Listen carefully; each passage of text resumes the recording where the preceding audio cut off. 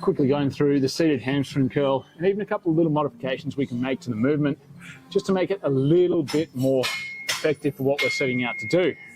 Now, the first thing we want in terms of setup is we want to make sure that when our back is firm up against the seat, that pad is resting somewhere around our Achilles. We don't want it right down on the tip of the heel.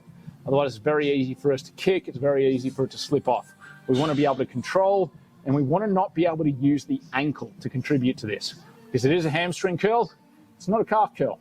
So we really want to make sure that we're positioned in a way that bending the ankle can't really add anything substantive to our strength on the movement. That way we're going to make sure the hamstrings are maximally targeted. Now, another thing that I do like to do on this one, before I get my leg guard set up, is I actually like to bolster something behind me so that I'm placed in a little bit further hip flexion.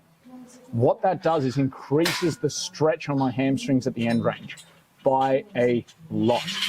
So once again, this one going behind the back just to give me that little bit more flexion of the hip. I can still sort of come back against it, but that being where it is, as long as the rear of my pelvis is up against the seat, that is going to put my hip into a little bit more flexion and allow me a greater stretch. Last thing we want to make sure we're doing is getting this leg guard firmly in position. So just with that little bit of a change, my hamstrings are immediately under stretch as soon as I'm in that position.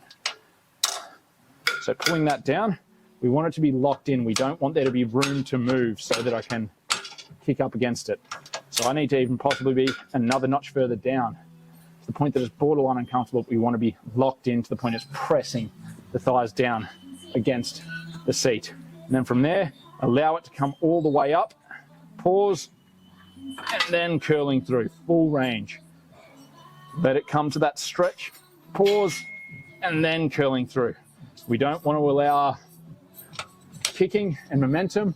It is a pulling action, not a kicking or flicking or throwing action.